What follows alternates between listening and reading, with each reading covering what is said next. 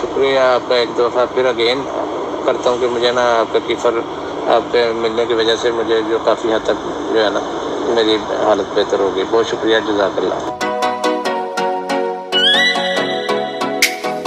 Assalamualaikum wonderful people, I am Dr. Asma Mahmood and this is a thank you message from one of my patients who had H. pylori infection, and his H. pylori infection was so severe that due to acidity he developed Barrett's esophagus, which is now better after taking Kefir. Kefir is basically a type of fermented milk, and Kefir has benefits not only for H. pylori eradication and controlling of acidity. It is also a great source of vitamin K2 and it is brilliant for the bone health. Plus, the probiotics or the good bacteria basically make your immunity so strong that it won't be affected by any bacteria, virus or any other disease causing agent. Basically, kefir or kefir is a fermented milk just like yogurt.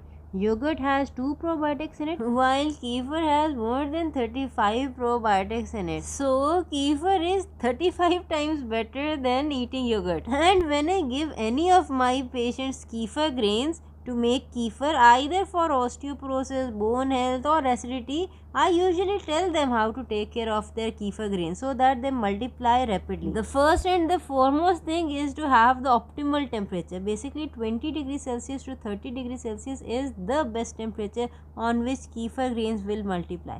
Secondly, when you have large kefir grains, you should agitate them to make them smaller. This way the surface area of the kefir grains will increase with the milk and they will multiply more. Thirdly, you have to feed them regularly. With milk is good, but I have seen if you give them a prebiotic fiber like inulin, they basically burst into growth. You can find inulin on stores in packets also, and you can use some foods also which are rich in inulin.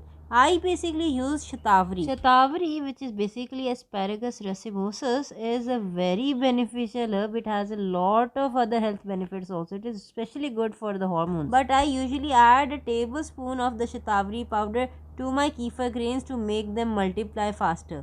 So basically these are the tips of making the kefir grains multiply outside the body. To make them grow inside the body, you must take your kefir along with some other food, so they have a good food to feed on. So I have taught how to make chutney, so you can take kefir along with some food. However, the kefir must be taken cold. If you heat it in the form of a tea or a custard, anything like that, the basically bacteria will die. Basically what I personally do is when I make kefir, I either sweeten it with stevia if I have to give it to someone diabetic, or if I have to give it to kids, I usually put some honey and sweeten it.